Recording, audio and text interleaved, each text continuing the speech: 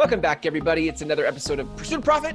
I'm your co-host, Chris Angel, and I'm here with your host, Leanne Ozaine-Smith. Hey, Chris. Hello, hello. Hello. I'm sitting in a new place today. I noticed. I like it. It's very urban, modern. It's all part of what we're going to be talking about today, entrepreneurialism, Yes. dreams and visions, and also ties right into our bottle of wine that I'm going to review. So I've talked about how I work in this very cool building. Mm-hmm. And so I'm in the part of the building that's the coffee shop and the coffee roaster. But right over there, there's also a winery called Overbluff Wine. Nice. Our building, so my office is on the second floor, and our building is at 304 West Pacific. Mm-hmm. And so this wine is called Blend 304. No. Building, right? Because our address is 304. So that's an Overbluff wine. It's an Overbluff wine. Oh, nice. And Overbluff wines tend to need some time to sit. But one of the things that's cool about them is they have to sit like cellar? I'm sorry, to sit like cellar? I didn't mean to say sit. They need like to breathe, to open. Breathe. Yeah, got it. They have a lot of complexity to them. So as a rule, I would never, even though I love Overbluff, I wouldn't review them on our show because they need time to sit. But 304, totally drinkable. Ready to go. Drinkable, right? And did you see that all of their wines have a glass cork? No way. It's so cool. Yeah, glass cork. I've never heard of a glass cork. So 304 is 35% Cab Sav, 35% Carmenere, and the punch from it comes with the 30% Syrah. So I did a little bit of wine tasting before we recorded the show and decided that 304 was the bottle that I wanted to feature on our show. So I love it. While you introduce our show, I'm going to pour me some wine while I sit on my bluff. Yum. I wish I were there with you right now. It sounds delicious. Is it dark and rich? Is it? It's dark and jammy. Oh yeah, dark. Yeah. I can't even see through that.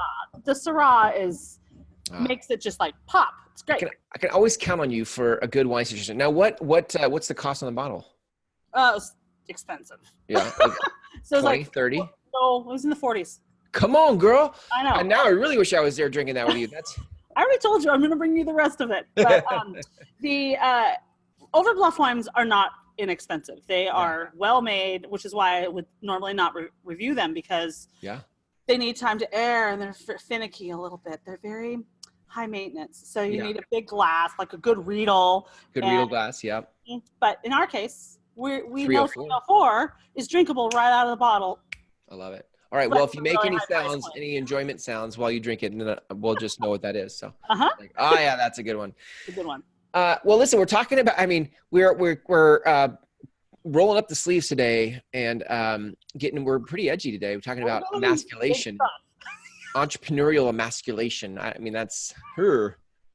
But I think this is important to talk about. What were you going to say? It's important to talk about because I think it's. As an entrepreneur, we live in our own land, and many of our friends and family don't live in that land. So how they treat us when they're being nice, right? Yeah, I mean, it just happens that if you don't have thick skin, like it can totally affect your productivity. So totally. You as a profit coach see this, I would imagine. Like I do get to see this, and sometimes it comes through consultations or even just in the work itself where people are talking about their business to me. Yeah. And I mean, I don't know that I've talked much about this, but I have like a good, keen sense and a lot of training on behavioral finance. It's probably the thing that I would say I'm a rock star at. And what that translates into is there are things that we do when we're triggered, which I think we talked about in our last show, that with money in particular that have this ripple effect in what we do with our business, our life, our finances, etc. And so one of the things I have been seeing a lot of lately, unfortunately, is people who have a big vision. They have important work, to use your phrase, important work that they want to accomplish in the world. And then they have a person, a spouse, a friend, or a spouse and a friend and a banker and all these other people, right? That have no context other than maybe a spreadsheet other than maybe some fear, other than some practicalities. There's no context for what it is and what it takes to be an entrepreneur, and what kind of bravado and balls it takes to, I know a girl just said balls, what kind of bravado and balls it takes to like, go create your own paycheck. Right. It's hard, and it's lonely at times, and it's a lot of things. And so people who have really, I find that a lot of times entrepreneurs land in this space, sometimes even when they have really successful businesses, sometimes at the front end of starting a business where they have this like vision and they have belief in themselves and they have the balls it takes to do this. And yet somebody comes to them, one of those people with a spreadsheet or one of those people who loves them, and says, hey, you know, you should really think about getting a real job. A real job with benefits, a real job that has a consistent paycheck, a real job that substantiates your worth and stamps you with like, you're a good person, you're a good provider, you're part of like what needs to happen for normal, stable families. Right. And what pisses me off, if I can be honest, what pisses me off about that is people say those kind of things, which are incredibly hurtful to an entrepreneur, incredibly hurtful, and incredibly damaging and emasculating. They get away with it, and it's not seen as mean or cruel or even dashing somebody's hopes and dreams because they're rooted in practicality. Like the practicalities that, hey, it makes a lot of sense for both mom and dad to have traditional jobs with traditional paychecks, with traditional everything. So they get away with it because they have this practicality of we need health insurance, we really need it, we need a retirement account, we need all those things. And so it resonates deeply in our hearts when that happens to us, when we're being emasculated as an entrepreneur. Because somebody doesn't understand our vision at all. They don't understand what it takes to do this. They have no context for what it takes to create your own paycheck and create your own job and create and do what you're like put on the earth to do. And it is incredibly dangerous for the entrepreneur to be in that season. And this week I've seen some people in that season, and they are hurt and broken and just discouraged. I think when you look at it from a profit coach's perspective, I mean, most people are coming to, well, let's just say, first of all, most people in business are not making the kind of profit they want to make. But when they get to the place where they want to come see a profit coach like you to, or, you know, I don't know of any other profit coaches. So when they come to see you to help them with their money situation, they're coming because they realize things need to get better. And when things are bad, so really we're talking to all of you who are interested in having more profit at home, if there isn't profit or there isn't enough to do the other things, then that's where all of that starts to happen. Like, it's not a problem when things are flush and fat and happy. That's no problem. You don't get emasculated when you're, you know, raining down money. No. But most business people aren't raining down money. There aren't big vaults of cash for most entrepreneurs. No. And so most of us will find ourselves at one season or another in this space where the people around us don't understand. And to their defense, I don't want to defend them, but to their defense, they're scared, they're worried, they're nervous. They're like, but what they don't see, to your point, is that I think for entrepreneurs, our business is a self-expression. It is an identity. This is our art. It's like you taking a big dump on our art. Yeah. Right? Yeah. You're like, no, I mean, you could just do something more practical. And you're like, you don't know. You don't know. You don't even know. Like, this isn't like this is not a job. No. This is my art. This is my art. And along with that, I mean, on one hand, I don't want to defend the naysayers either, but I get it, because on the other side of an entrepreneur is the practicalities of family life, mortgages, taxes, things like that. And so the people that come and emasculate have good intentions, and they're afraid, right? So money is deeply connected to security. And security is one of those things, if you take a look at like Maslow hierarchy of needs, security is like one of the things we all fight for. And when the money is upset, or the lack of money is upset, then our well-meaning spouses, our good friends, etc., start to have their like security like shaken just a little bit, and they just don't know how to process. So what I want to spend our time talking about today is what to do if you're being emasculated. Like, what can you do? What are some practical conversations that you can have? But before we do that, did you want to add anything? No, I was just ready to go. Like, it's getting heavy over here. So I was ready to go for some take me to the 304. You need some 304? Hit me. I was like, give me the promised land. Like, how do we, because I think we've done a good job probably by now of like drawing out like the scenario of it. And I think any entrepreneur who's been in this business for any length of time can relate to this conversation. So how do we shift that? Okay. So when we're being emasculated, what we're going to become is very defensive. We're either, there's two places we go. We're either defensive or we're depressed. We withdraw, we hide. So I want to talk about defensive first, and then we'll talk about depression. Okay. So I'm going to use real life examples of real appointments I've had in the last couple of weeks, right? One such person that I was working with was completely emasculated by their spouse and was told to get a job, get a life, do something real. And what I learned when we started to dig and do profit coaching was, you're using a lot of the family funds to support what you're trying to create over here. So you're creating more of a disaster because you're not bringing home a paycheck that the said spouse could see and be like, all right, that substantiates this. This is real and I feel safe. Instead, we were taking family funds and we were doing things to build the business. And so if you're in that place at all, or you've been in that place, or you know someone in that place, the first thing to do is to stop doing that. What we have to do is we have to like stop and go, all right, my business has to pay for the business. Like, our family cannot support this because spouse or whomever views this as a hobby. They don't see it as a legitimate business. And so when you're taking family finances to support this, it creates confusion, it creates more of the same, and it creates this tension and this conflict that you do not need in your life. So the advice I gave this person was, look, go today.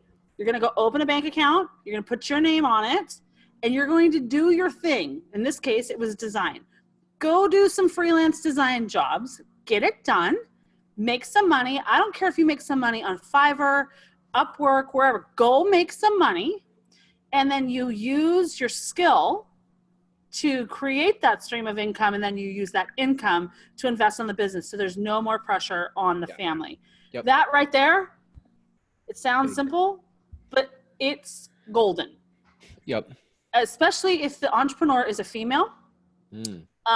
This is particularly true because men are far more, they measure, they dick measure, so to speak. How many? Fair enough. How many innuendos can we use? I mean, They measure. Thanks for clarifying. I'm like, wow, it's getting warm in here all of a sudden. I'm embarrassed myself.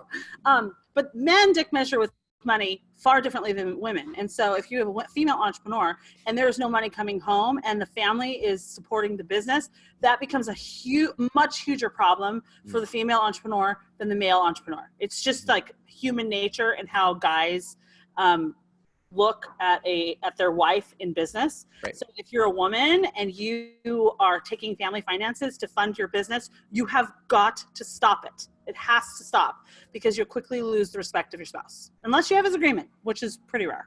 I want to say on the heels of that too, that I think the question that comes up then is like, how do I do that? I don't know how to do that because the business doesn't make enough for me to fund itself. And so I think one of the things that people miss that you're really good at is identifying revenue drivers. And we've had episodes about that before, but until you have a conversation with Leanne about your revenue drivers, you're going to keep inefficiently trying to produce money that doesn't cover the costs of your business. But when you hone in, I'll say this, when you hone in on the revenue drivers, you start to get very clear about what actually makes money, and you can go all in on that and stop paying attention to all the other things. And you can actually then cut expenses that aren't relevant to the profitable spending. Create your revenue drivers. So anyway, that's a plug for you and what you do. But I think that's part of what's missing for people who can't pay the business expenses from the business money. Yep. Okay. That's perfect. So now let's talk about the person who's depressed. Yeah. Because when you're emasculated, you can either be, you're going to be depressed or you're going to be doing the other thing. So right, defensive, right. In the depression, what happens, it's like a terrible cycle. We get to a place where we're like, oh, nobody loves me. Everybody hates me. I guess I'll go eat worms. Remember that song? Yeah, I totally. Yeah. I can hear it in my head. Now it'll be in mine too. But we get to this place where we're like, it's self-loathing. And then we start to put on the mantle of, oh, right, the only way that I can be good at this work is if I, substantiate it with money and paper, and income. Now, on one level, I agree with that. Like, the purpose of our business is to make money. And if we're going to be entrepreneurs and we're not going to do traditional jobs and we choose to create our own paychecks, then we should create our own paychecks. Like, we need to be able to do that, which is terrifying, absolutely terrifying. But we're a brave bunch of people. Yes, we are. When we're depressed, we cannot we tend to not be able to let go of the constructive criticism that comes at us. And so we go internal, and the self-loathing is there. And then when that self-loathing is there, we can't work, we can't focus, we can't do the things that would actually make us money.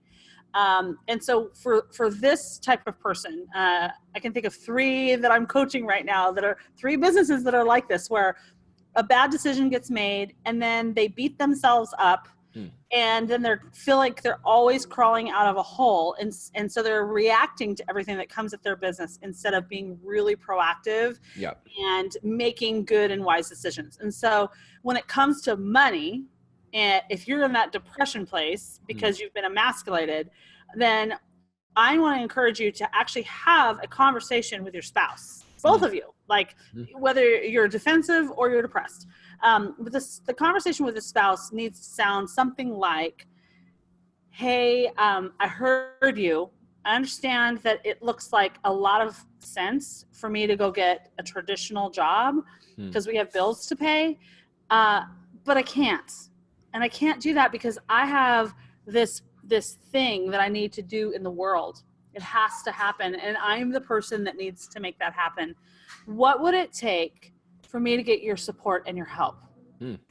I have been in the room and helped facilitate that conversation with spouses before. And it is amazing how that level of humility and that level of like, hey, spouse or partner, I see you. I see that you want me to get a job, but let me help you understand like why that's not possible.